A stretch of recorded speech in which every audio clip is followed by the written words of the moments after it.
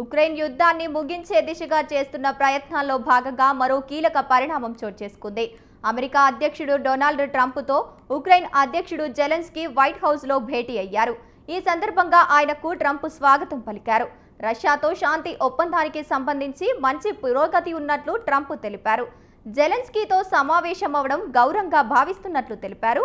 3.5 ఏళ్లకు జరుగుతున్న యుద్ధంలో ఎంతో మంది ప్రజలు ప్రాణాలు కోల్పోయారని, ప్రపంచమంతా ఈ యుద్ధంతో అలసిపోయిందన్నారు. ఈ వివాదాన్ని ఆపాలనుకుంటున్నట్లు ట్రంప్ తెలిపారు. జెలెన్స్కీ పుతిన్లో సైతం యుద్ధాన్ని ముగించేందుకు సుముఖతం ఉన్నట్లు తెలుస్తోంది.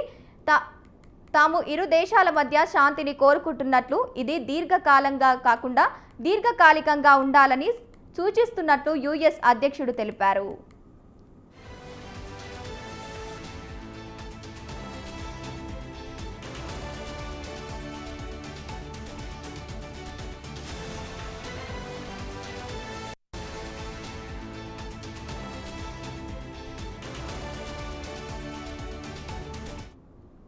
ఈ సందర్భంగా ఇరు దేశాల నేతల మధ్య త్రైపాక్షిక అంశం చర్చకు వచ్చింది.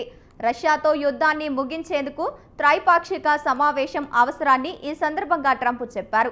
తాము త్వరలోనే రష్యాతో కలిసి త్రైపాక్షిక సమావేశం ఏర్పాటు చేయబోతున్నని స్పష్టం చేశారు.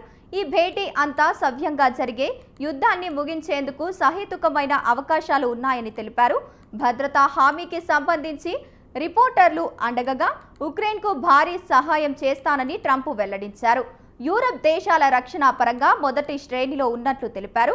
వారికి సైతం రక్షణ కల్పిస్తున్నట్లు పేర్కొన్నారు. యూరప్ దేశాల రక్షణలో భాగస్వామ్యం అవుతామని యుఎస్ అధ్యక్షుడు వెల్లడించారు.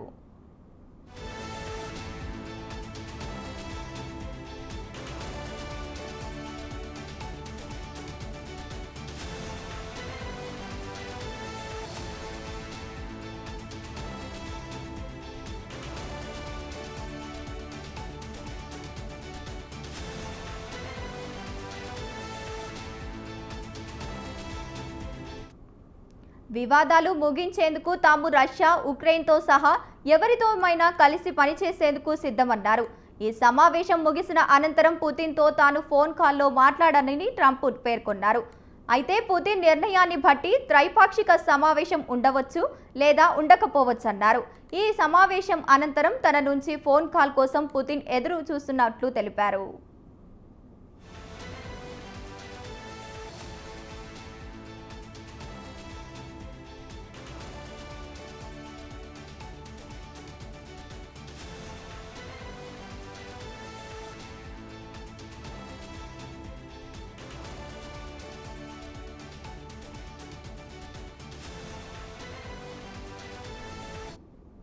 ఇక జెలెన్స్కీ మాట్లాడుతూ యుద్ధాన్ని ఆపేందుకు, ప్రజల ప్రాణాలు కాపాడేందుకు చొరవ తీసుకుంటున్నందుకు ట్రంప్నకు జెలెన్స్కీ ధన్యవాదాలు తెలిపారు. ట్రంప్ ఆలోచనను తాము సమర్థిస్తున్నట్లు తెలిపారు. రష్యా, అమెరికాతో త్రైపాక్షిక సమావేశం తాము సిద్ధంగా ఉన్నట్లు జెలెన్స్కీ చెప్పారు. ఉక్రెయిన్లో ఎన్నికలు నిర్వహించేందుకు తాను సిద్ధంగా ఉన్నట్లు తెలిపారు. తమకు యుద్ధ విరామణ అవసరమన్నారు. ట్రంప్ నుంచి ఉక్రెయిన్ ఎలాంటి భద్రతా హామీలు కోరుకోకుంటోందని మీడియాకు అడగగా అన్నిటినీ కోరుకుంటున్నట్లు జెలెన్స్కీ తెలిపారు. ఉక్రెయిన్ ఆర్మీని బలోపేతం చేయడానికి ట్రైనింగ్ మిషన్, ఇంటెలిజెన్స్ భాగస్వామ్యాన్ని ప్రధానంగా కోరుకుంటున్నట్లు వెల్లడించారు.